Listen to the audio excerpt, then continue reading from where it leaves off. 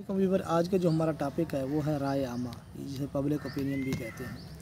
राय आमा दो अल्फाज अवाम यानी कि पब्लिक और राय यानी कि ओपिनियन पर शामिल है। अवाम की राय से मुतल्लिक होती है। अवाम क्या है?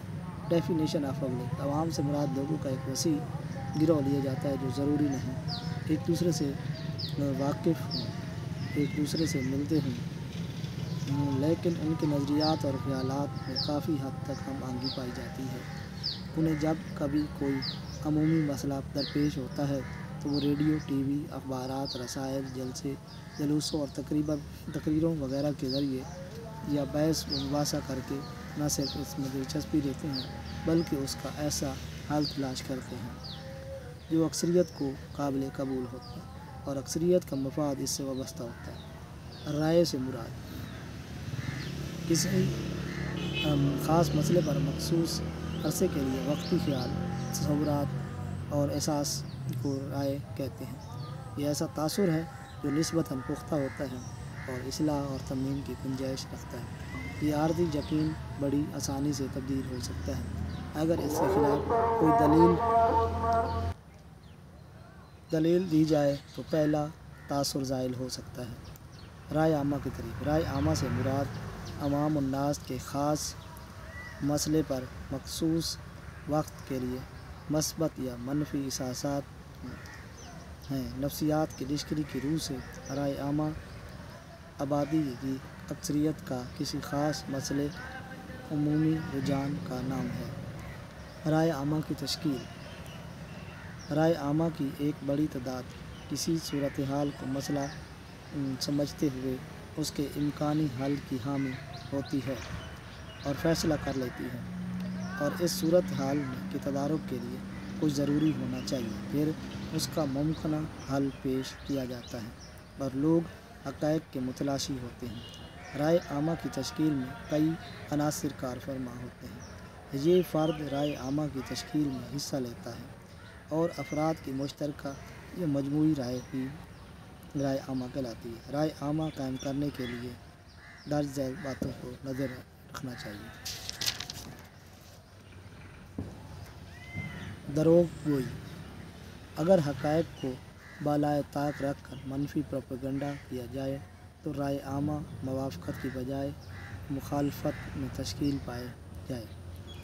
जूँ जूँ अवाम को हक़ाइक़ का इल्म होगा इसमें नफ़रत बढ़ती जाएगी। दूसरी आलमी जंग में आलमी राय आमा का जर्मनी के ख़िलाफ़ हो जाना मनफिक और प्रोपेगेंडा ही का नतीजा था। यहाँ गोबल्स का ये नज़रिया बातिल हो जाता है कि इस कदर झूठ बोलो लोग उसे सच जानने लगे।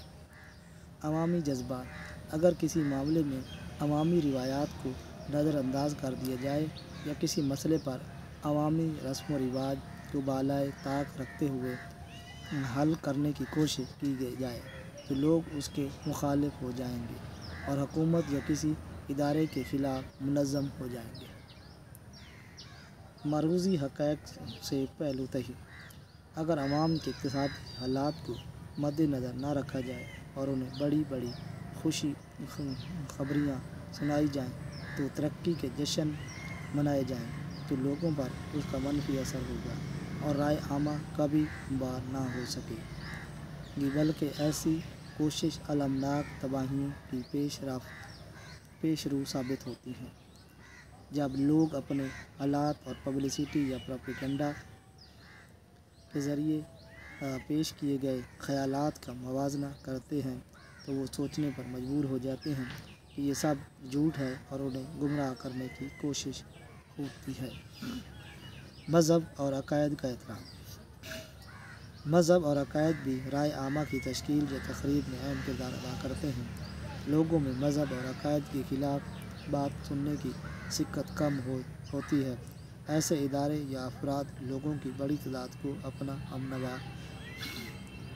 हमदर्दी नहीं बांट सकते जो मज़हब और अक़ायद के मनाफी पॉलिसियाँ अपनाएं। मसलन पाकिस्तान में 1970 के इंतख़ाबात में जमात इस्लामी लोगों की बड़ी तादाद की हिमायत हासिल न कर सकी क्योंकि वो मज़हब के तरक्की पसंद नज़रियात की हामी है। اور عوام الناس کے عقائد پر نکتہ چینی کرتی ہے، جبکہ عام لوگ اس رجحانات کے مخالف ہیں۔